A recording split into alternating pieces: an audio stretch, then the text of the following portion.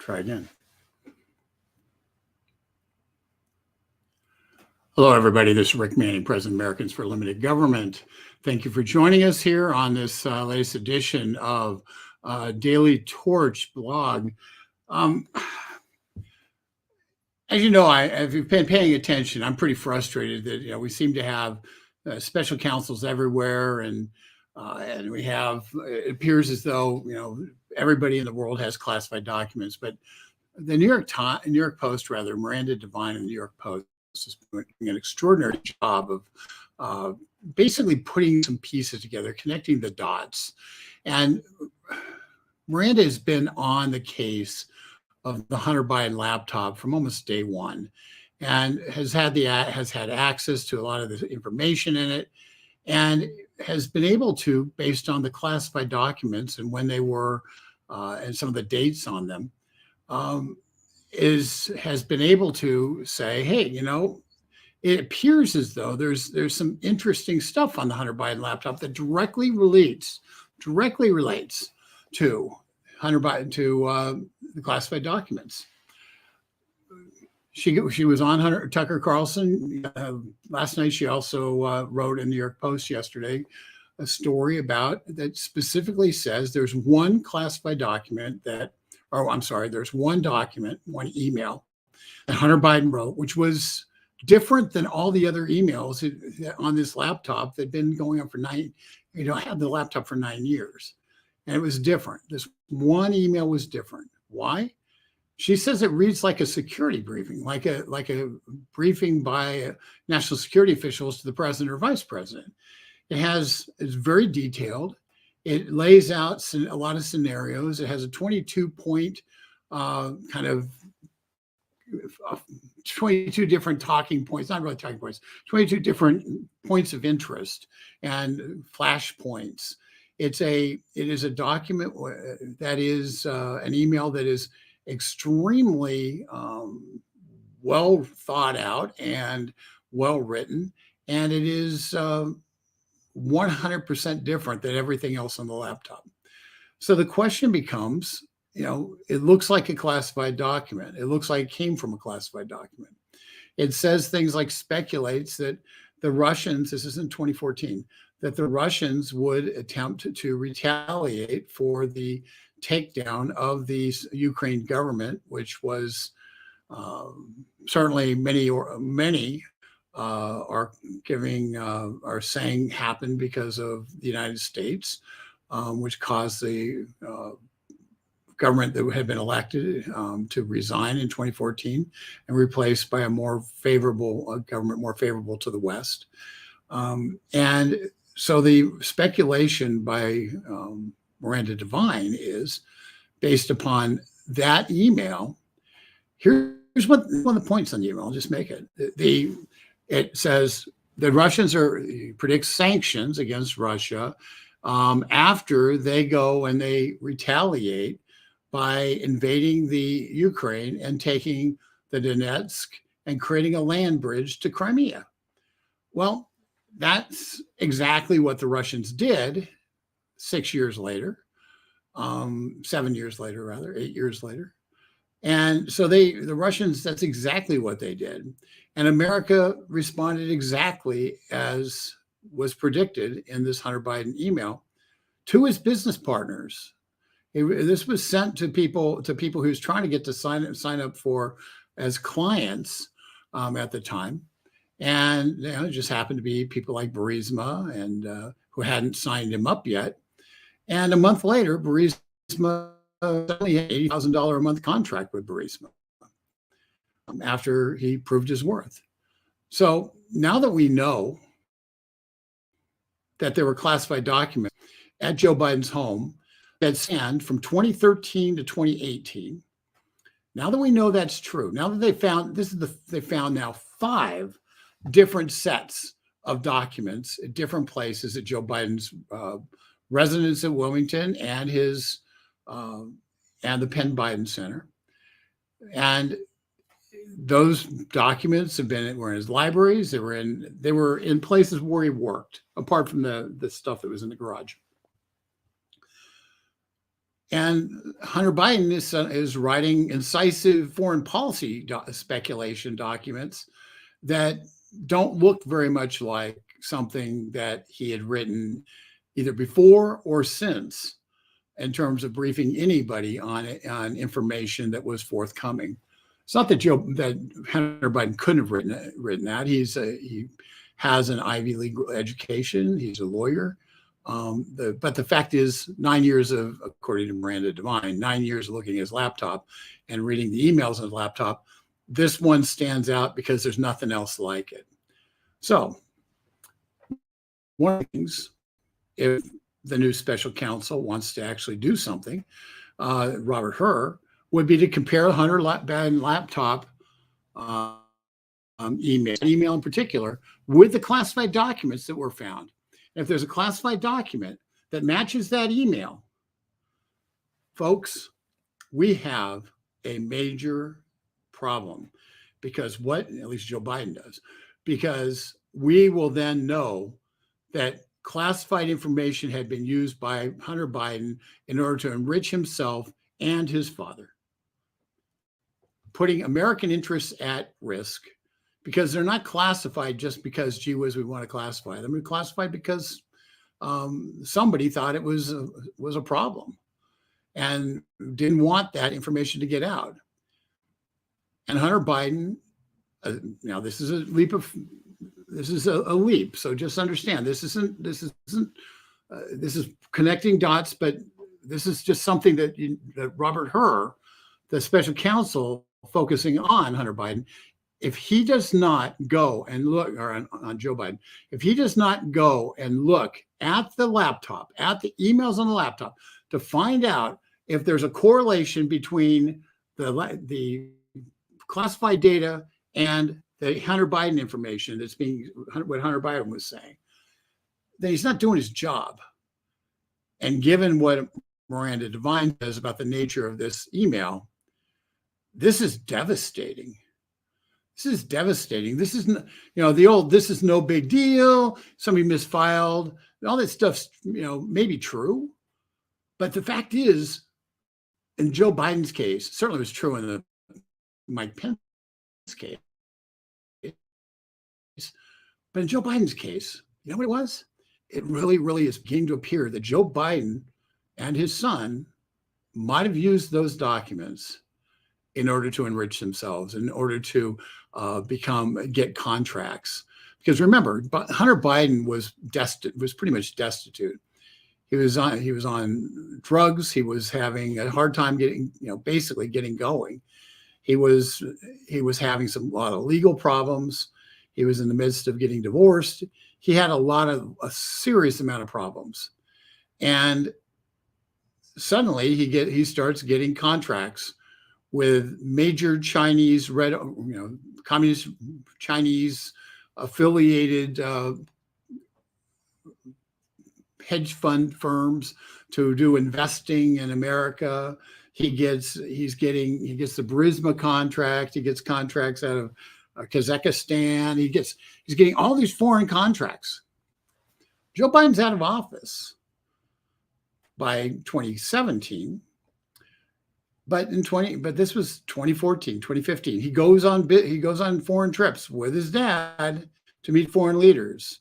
He sets up meetings with foreign leaders, with his dad, and at least his foreign clients, with his at a golf course that Joe Biden denied and said that he hadn't had anything to do with his son's business, but he was meeting with his son's clients when he was vice president.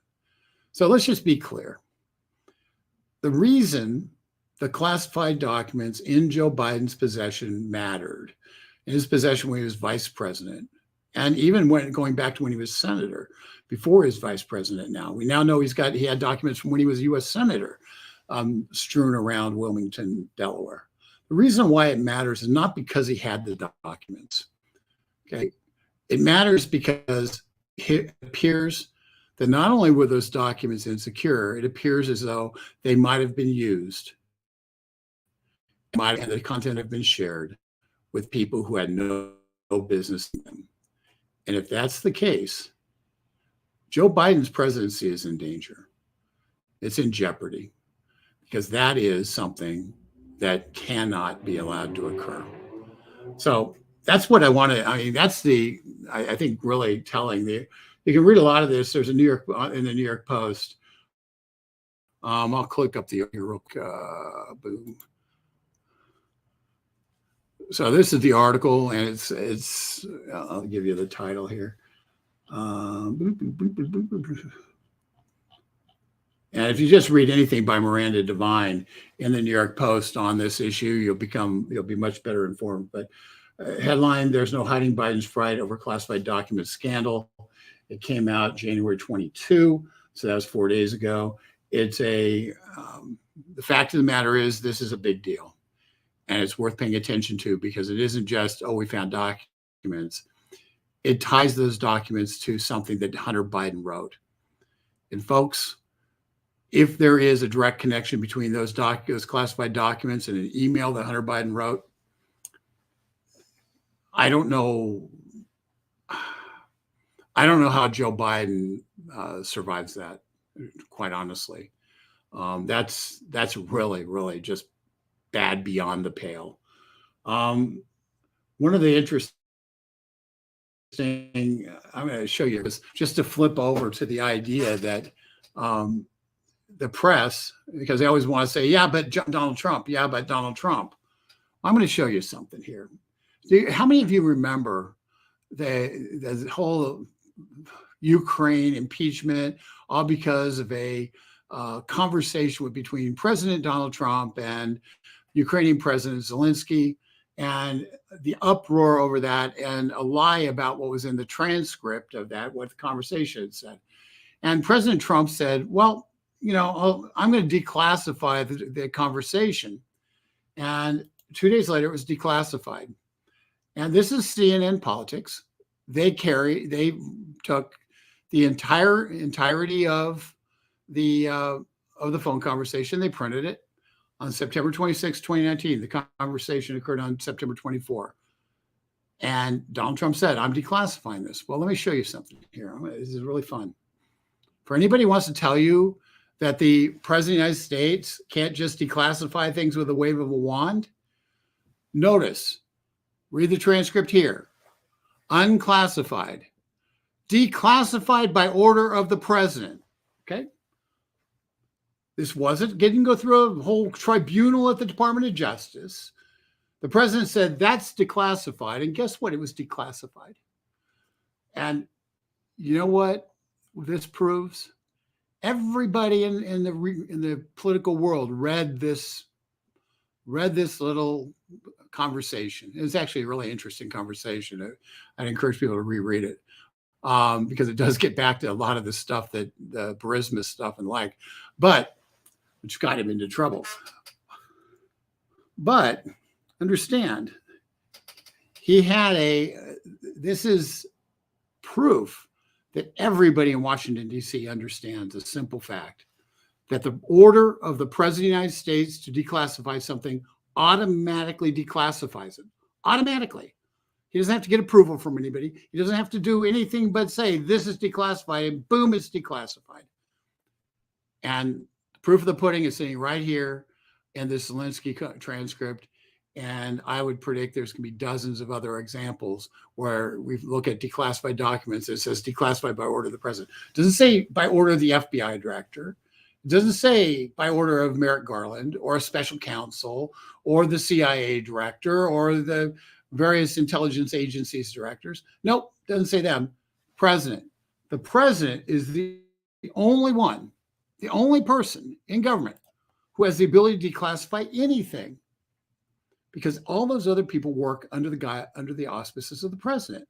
So once again, as the Biden inquiry intensifies, expect the left to continue to say, but Trump. And all you need to tell them is Trump was president. He had the right to declassify anything he wanted to. And if you need an example, just challenge them to look up the conversation between Zelensky and Trump that caused the impeachment. And right at the top, It tells them everything they need to know because it's not ambiguous. And everybody remembers it. And anybody who says they don't remember Trump saying immediately declassify the conversation, they're lying to you. And they're not, and quite honestly, you're wasting your breath talking to them under those circumstances. So I want to give you a tool here to deal with some of this, because quite honestly, what's one of the things we try to do? We try to equip you to be able to talk to your friends, talk to people around you, whether they are up to date on stuff or not, or if they might be MSNBC watchers. Even MSNBC, just because somebody's ignorant because they watch MSNBC doesn't mean they're stupid. It doesn't mean they're dishonest. Now, they might be both of those things, but sometimes it's good just to be able to say, hey, check this out, and force them to admit that, yeah, I guess a president can declassify stuff, but it's Trump. Trump didn't have the right to do things as president. So that's the latest in terms of the classified documents. It's really Joe Biden has a massive problem. We talked earlier about the problem he has that his son claimed that he was getting $50,000 a month in rent from his dad for the house in Wilmington, while it had all these declassified documents hanging around, by the way. So we already talked about that because he's got an IRS problem because Joe Biden didn't claim the rent, like $600,000 of income. So he's got an IRS problem on that. But this pales in comparison because, folks, if classified documents were used by his son to enrich himself, and Joe Biden was getting a taste of the action, as it appears to be true, if that's true, we will be facing a constitutional crisis unlike any we've seen in many, many, many years. Wanted to switch gears for a second. It's on the same subject, sort of, but it is about Ukraine. But Donald Trump tweeted something today that was on Truth Social that was pretty interesting. And I just wanted to bring it to your attention. There's been a lot of talk about Donald Trump rejoining Facebook, Donald Trump rejoining, I think he's rejoined, he rejoined another one. So he's on Facebook and Instagram. That's what it was. So he's back on those, and he's got a massive following on those two platforms. But, I think and hope that he will use the Truth Social platform to really give the big news. And that way that platform can thrive and the other platforms can kind of follow. But here's what he tweeted today, I think it was today. I got to get it bigger. Boom. Okay, hopefully you can read that, but if you can't, Donald Trump did first come the tanks, then come the nukes. Get this crazy war ended now. So easy to do. Now, the reason this matters is because this is a real problem when America starts sending our best tanks, our Abrams M1A1 tanks that are fully equipped into a foreign battle space to be utilized by foreign soldiers to fight against an enemy that we do not have a declared war on. The training that we'll have to give those soldiers to operate those tanks, the satellite communications we're going to need to provide for those tanks to operate at their best top efficiency. So the integration of our capabilities with the Ukrainian army will have to be pretty complete. And that has some major challenges because the minute we're training people who aren't loyal to the United States about our capabilities, we are essentially showing what we can do. We're training other people how we do it.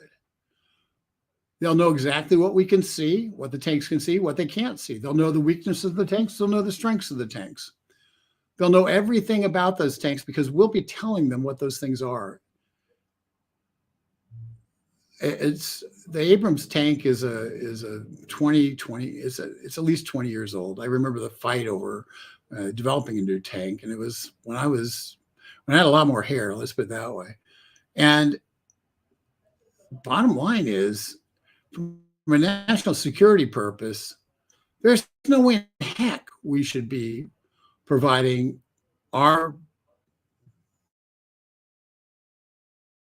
is really pretty close to top of the line. The other danger on this is the Russians have had a huge problem. We've all seen their tanks blowing up from Stinger missiles and stuff, and there are various contraptions they've tried to put on their tanks to make the missiles miss and all that stuff. The Abrams tank is a very, very high tech developed armor system that uses a Kevlar blend. And obviously it's top secret, so we don't get told what it is, but we know this much. We know that that it's been designed to defeat the weapons that we have to destroy tanks. So it makes the tank much less vulnerable to the exact set of weapons that we have and that quite honestly, the Russians have. And hopefully what the Chinese have. But the Russians don't have that technology. And with their relationship with China, should they get a hold of the minute they have somebody who gets captured from a tank, they'll know everything. They won't only know why, how see the gear, but they'll know how it works and why it works. They'll have the armor, and they'll be able to kind of reverse engineer it. And suddenly our Stinger missiles won't work as well. The things we've developed to kill the Russian tanks won't work because they'll have the armor structure that is developed to defeat the weapons we have. So beyond the escalation, beyond the fact that, we undoubtedly have advisors on the ground in Ukraine, training Ukrainian soldiers how to use the various weapon systems we're sending over. Because we have Patriot missile batteries over there. We have a lot of those kind of things over there, and they need and they're being trained, and they're being trained by U.S. advisors on how to do that. Beyond the fact that we have those advisor boots on the ground, now we're going to start putting some of our best equipment on the ground. And the problem that Ukraine has is a relatively simple one. Their cities and electricity infrastructure, and a lot of their infrastructure being destroyed and not from traditional Air Force, which is how we would traditionally do it, but Russia's using their missile capacity to destroy Ukraine's infrastructure, destroying their electricity grid, and decapacitate their ability to communicate. That's what Russia's doing. And their ability to, it's wintertime, it's cold in Ukraine, their ability to heat their homes, things like that. So and that's part of war. That's not unusual in war. But their capacity to survive is being degraded by Russia. Once the ground apparently hasn't frozen yet, which is shocking to me since it's January 26th. I think the Ukrainians should be the top advocates for global warming because global warming keeps the ground from freezing. And what the Russians need is frozen ground for tanks to be able to travel across the ground and in kind of wide patterns, not be stuck on roads where they're easily picked off. But apparently the ground hasn't frozen yet in Ukraine. And as a result of that, tank movements don't really work that well. And so there's a problem that Russia has in terms of moving their tanks forward towards Kiev and two different battle spaces they want to fight. But bottom line is escalation. This is an escalation. Sending our tanks to Ukraine is a massive escalation in our commitment to that battle space.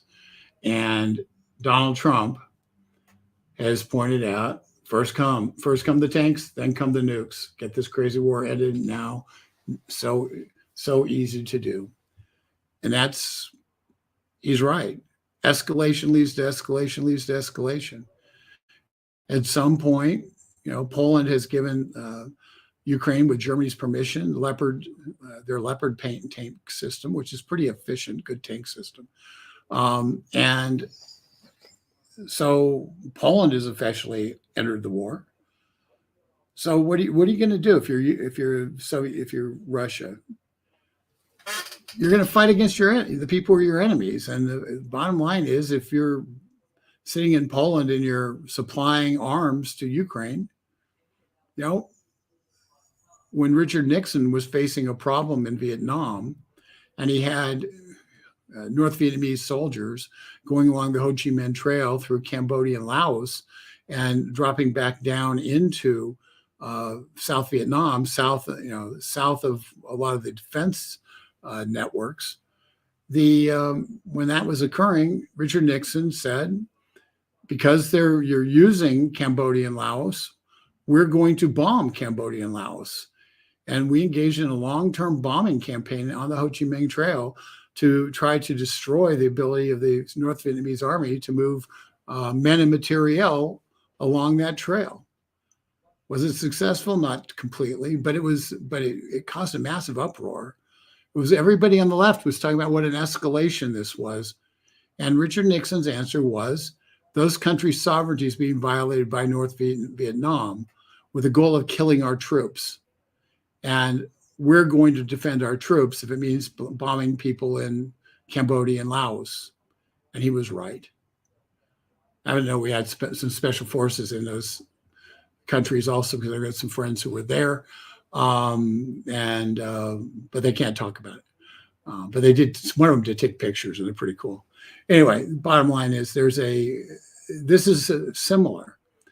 Russia, if they're sitting there and having their troops killed by arms coming from Poland, which is on the border of Ukraine, why, they can use the same rationale that Richard Nixon used in 1973 to bomb Cambodia and Laos, to extend the war through using hypersonic missiles to hit staging areas in Poland, escalating the war into Europe, further into Europe. There doesn't appear to be an exit strategy. Biden administration doesn't have an exit strategy. And every step of the way is an escalation step. It isn't a step to try to find a way out of this mess. And it's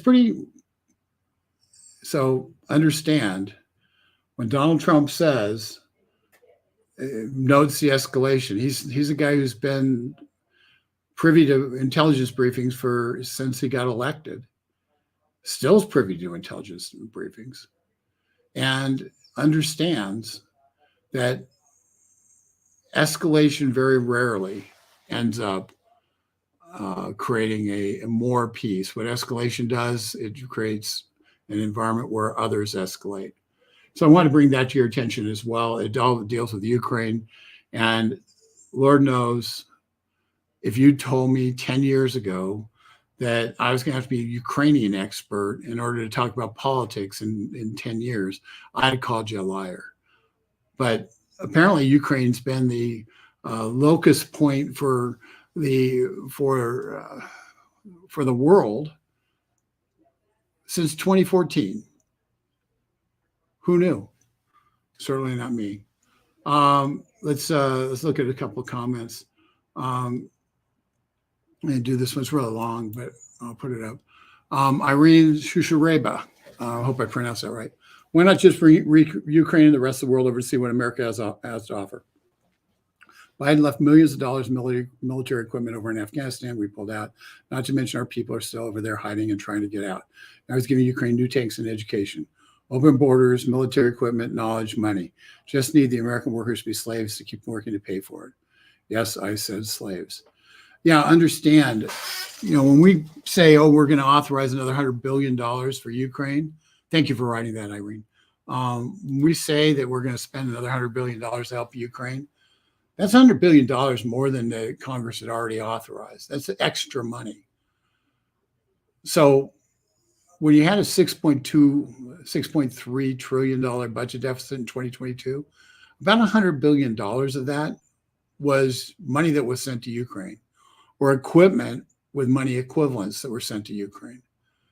So the money may be used to replace the equipment that's being sent, but that's the cost.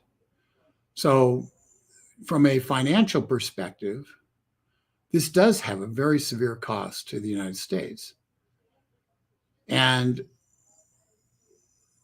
as we've talked before, the fact that we don't have munitions, we're depleting our munitions capacity, our stockpiles to provide those munitions to Ukraine, degrades our capacity to defend ourselves elsewhere in the world. And one thing that is always true, the Reagan doctrine is right. You get peace through strength.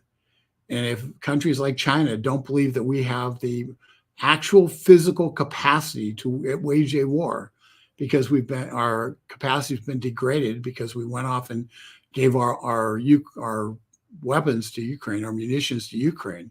If they believe that to be true, it makes the world a significantly more dangerous place. Let's see here.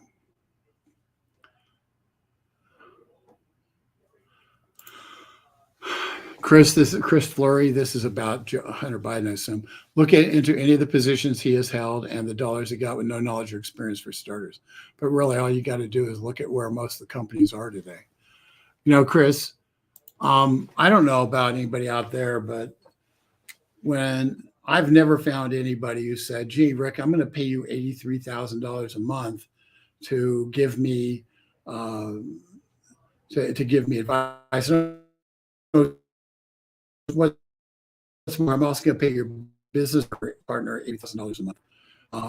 I think we all know that.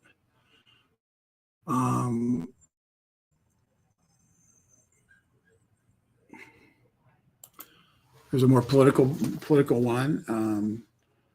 Jeff Walsma. I gave up being a Democrat and Republican a long time ago because I think that both parties are very destructive to this country. Jeff, I'm not quite where you are on this. I understand the sentiment. Here's the challenge. There's two places where you can have an impact: the Republican Party and the Democrat Party. And this is not a time in our history. It's not a time in the world's history when we can afford to sit on the sidelines. And I understand the election integrity stuff is just hard to grapple with. Okay. It's discouraging. What we're seeing about the things that were done in Arizona and how there seems to be an unwillingness to do anything about it is just it really makes my blood boil. But we have to figure out how to beat these guys. There's only one way to do it. We have to figure it out. To disengage is to surrender. And we cannot surrender this country to people who don't have our country's interests at stake. Joe Biden said in both 2020 and 2022, something that one of the few things he said that I think is actually true. He told his supporters, told America, that the election is a battle for the soul of America. And it is. The Democrats play it like it's a battle for the soul of America because they'll do anything to win. And when you recognize that they believe the battle is a battle for the soul of America, for control of our very DNA, for the value systems that infuse our country's place in the world, that changes from being a shining city on the hill to being another, basically, as David Schweikert said on the floor of the House, an insurance company with massive army. When you look at it, when you look at the red, white, and blue, if it doesn't stand for freedom, then it doesn't stand for anything. Joe Biden's right. This is a battle for the soul of America. And folks recognizing that and recognizing it's hard and recognizing it's frustrating,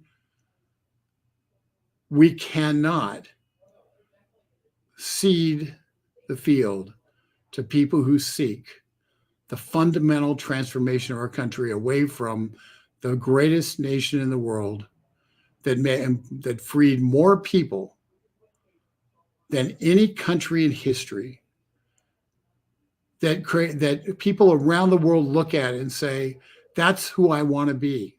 Even with our flaws, people around the world see America and they see the luster of greatness and of freedom.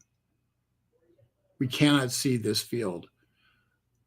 When you look at the soul of America, the soul of our country, you understand that when the left says that, they mean it, and they mean it, and they don't care how they get there. So what they do is they use the government to get social media companies who are willingly complicit to shut down speech. And they do it, and they say it's because they're trying to keep misinformation and malinformation and disinformation from reaching the American public. They justify it because it's a battle for the soul of America. And we can't afford to have counter voices heard. Way back a couple of years ago, I wrote a book with Star Parker called Necessary Noise. And Necessary Noise, we're Star and I are in the process. We're doing an update on it. And hopefully I've got to get to work on it, but our goal is to get something out during spring.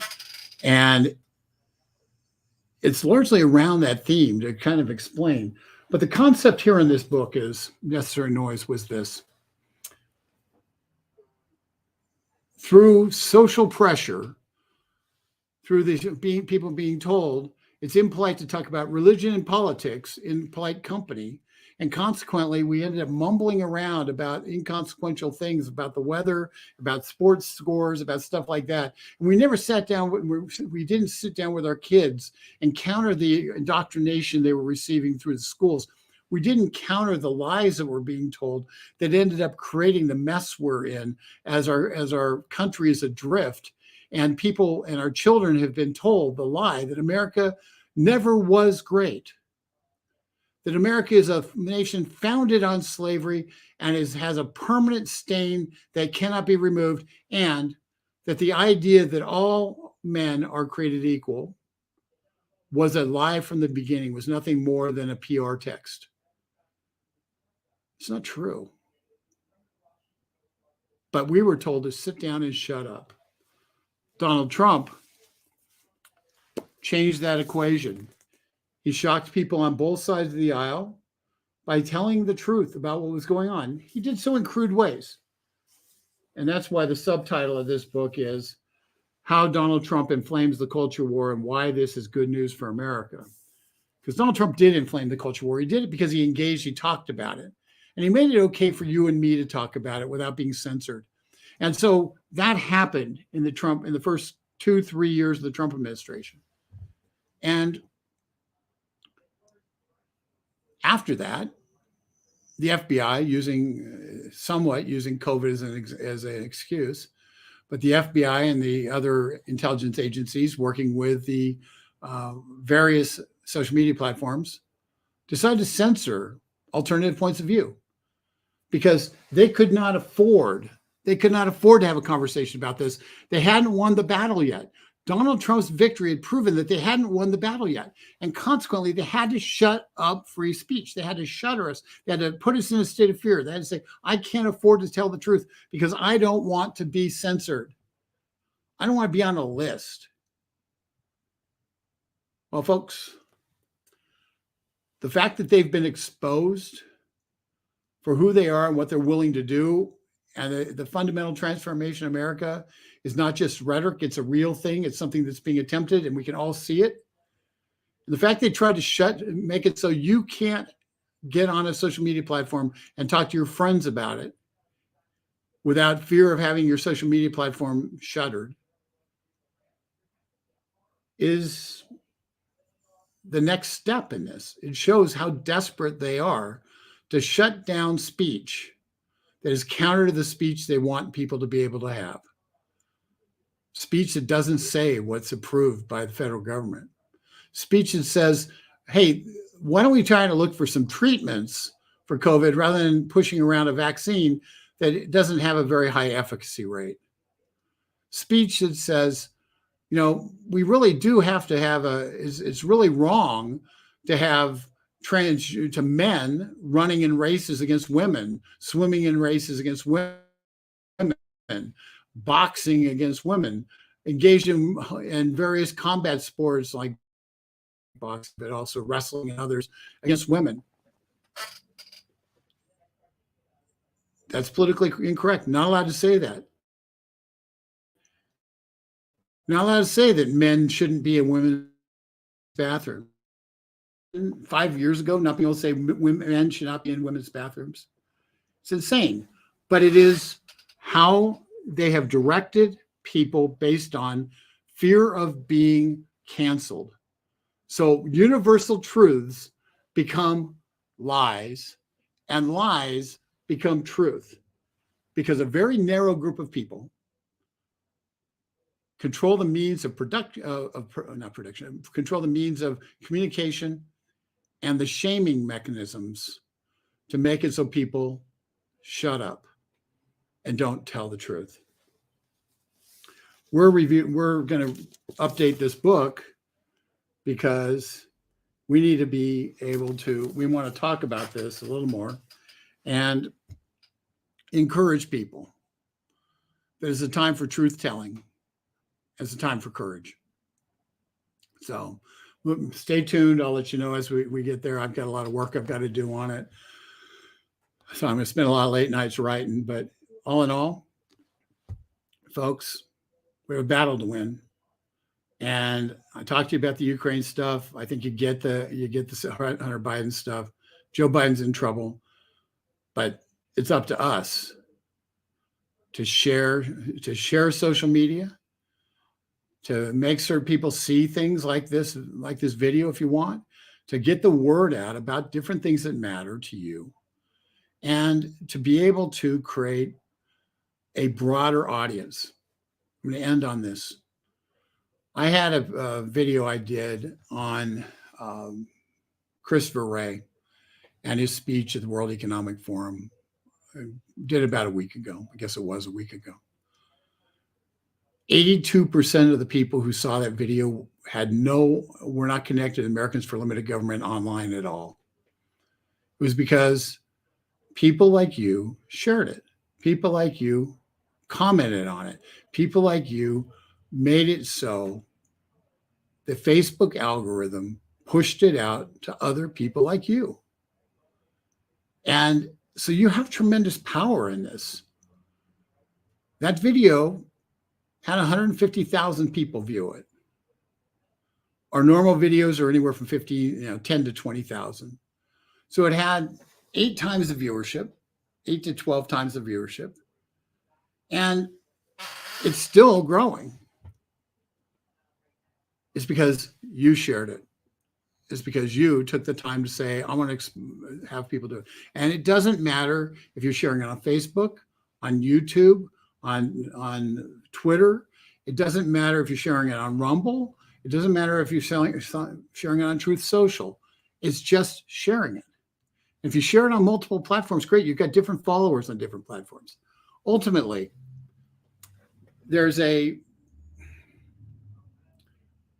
this is not a direct analogy because this is, but it's how Jesus did it. Jesus sent out the 70 in advance and ahead of him. And they basically said Jesus is coming. And if nobody cared, they bypassed the town. But Jesus didn't just show up. People went ahead of him and said, hey, be prepared. Jesus is coming. And while that's an analogy for what we're supposed to do today related to second coming, it's also the way you actually grow networks and grow reach. Because I can send this out to 100,000 people on email, which I will. I can send this we have 300,000 people, 309,000 people follow us on Facebook. We got 15 to 20,000 people who are following us on Twitter. We've got another, we got 10, 12, 15,000 are following us on Truth Social. We've got a lot of people who have a lot of reach who follow us on Truth Social. So we're on a whole wide range of platforms, and we're going to promote it to all those people as we do with everything. But ultimately, the only thing that really counts is if you Share it, because you have people who listen to you, who follow you, who don't know who Americans for Limited Government is. So be an advocate, be a sharer, be part of the team. With that, I'm going to let you go. Thank you very much for paying attention. Thank you very much for your time. I hope this was useful, and I appreciate all the comments that people made, even though I was not able to get to all of them. And with that, have a great evening.